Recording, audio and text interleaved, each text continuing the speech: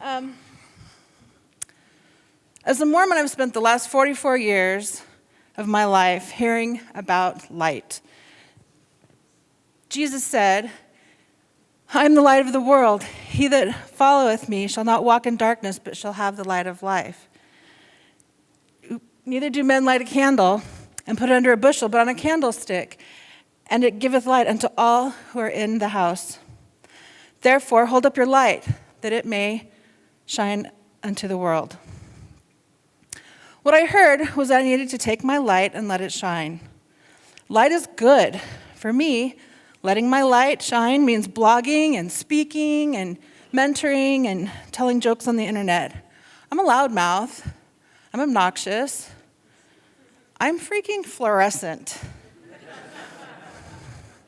As part of shining my ridiculously awesome light, I march in my Pride Parade every year, and I have rainbow stickers, and I participate in Black Lives Matter movement.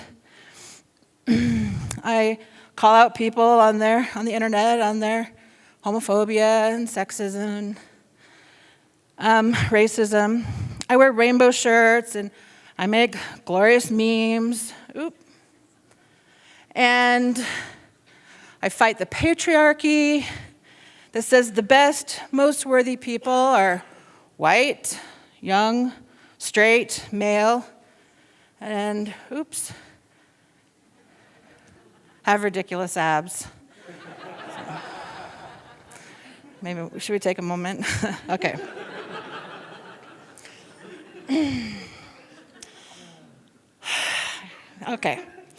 Okay, carry on. But guess what? I'm doing it all wrong. Everything I've said up to this point has been about me. My light, what I do, qualifying myself, convincing you that I am a good ally. When it comes to allyship, it's not about my light. It's not about my jokes or my shenanigans. It's not about my words or my appearances at events or my hilarious signs at pride parades, which are hilarious. Allyship is not about me. I repeat, it's not about me. Now I get the irony of me standing here, spotlight's on me, your eyeballs are on me, I'm reading words that I wrote, I proclaim it's not about me. I get that, that's ironic. So here's the deal. I have found that the LGBTQIA community has some of the most beautiful light I've ever seen. You're a group that has wrestled with demons. You're a group that has defied your upbringing and forged a relationship with God that is both primal and private. If I am to be considered your ally, I must find a way to magnify the light that is within you, so that everyone in my sphere of influence can see the beautiful light that I have been so blessed to see. So in the interest of not making it about me, I gathered the words of the very people who I hope consider me their ally. And I present, how to ally so it's not all about you. Step 1, come on. Get uncomfortable. This part is a little bit about you. Sammy Galvez says, allies are often uncomfortable, and they're okay with being uncomfortable. They do not run away when called out. Jack Steele.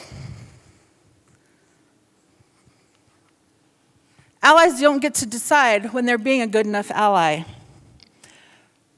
Brianna Cluck. The second you threaten to leave the entire movement just because someone disagreed with you or called you out on something, I immediately shut down any good feelings about you and dismiss you. Grace Miller. We do not owe you time or energy. We do not owe you an explanation. We do not owe you, period. Victoria Hutchings. It seems like people are more interested in cookies and head pats than they are in learning how they contribute to oppression. Sarah Burlingame. There is no queer consensus. It's okay for a community to be messy and complicated and not monolithic. What worth loving is not. Jack Steele, out of every 100 self-proclaimed allies, I find one that really wants to know what they can do better. Victoria Hutchings, I wish Mormon allies would be less defensive when they get called out. Grace Miller, we know that not all allies are terrible, just like not all men harass, and not all white people are flagrantly racist. I don't care. I don't have the time or energy to sort through good and bad allies and award the good ones my approval. Step 2, listen. And maybe advance. My rules for allies. 1, shut up and listen. End of list. Kristen. Danielle Mooney, I can criticize you and appreciate you. If you only want to hear the appreciation, you're going to help less than you could.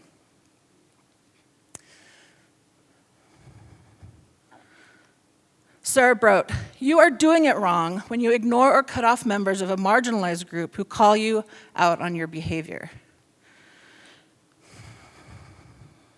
Sarah Burlingame, I'm happy to talk to you about my friends in intersecting communities, but just like you, I am an ally to two-spirited people, an ally to trans women, an ally to gay men. To know their stories, you need to talk to them.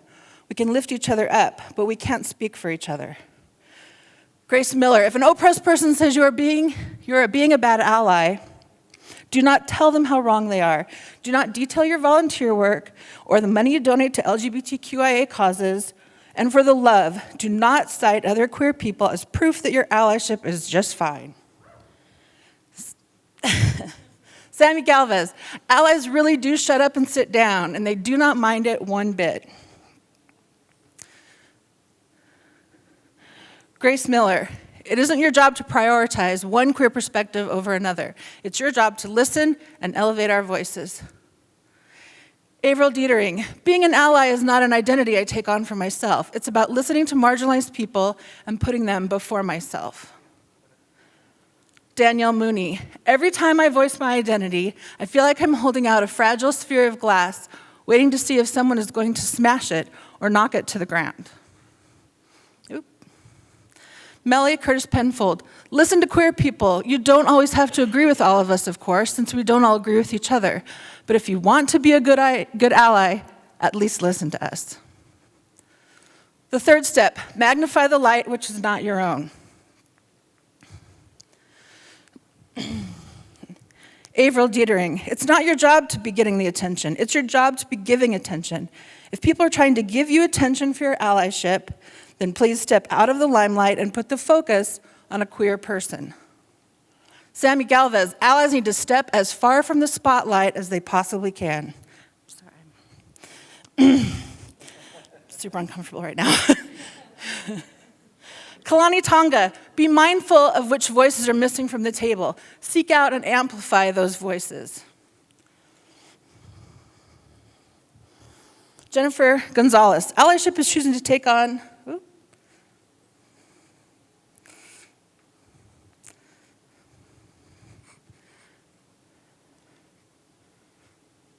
Okay, well, that's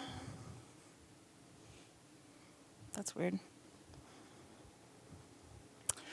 Emily Allen, learn the lingo and the language. If you don't know the words, you can't comprehend the story or the journey or understand identity. There we go. Amanda Cardon, queer people are not the side characters to your story. We are the heroes of our own stories. Jennifer Gonzalez, allyship is choosing to take on a small piece of the pain of oppression in hopes that it relieves the marginalized of some of that weight so that they have the energy and bandwidth to tell their own story and advocate for their own needs. Good heavens.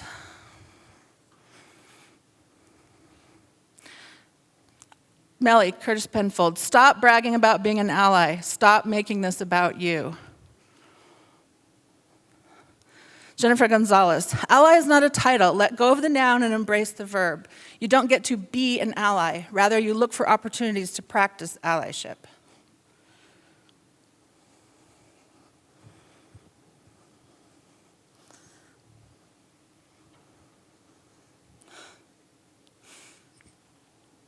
I swear I'm pushing the button.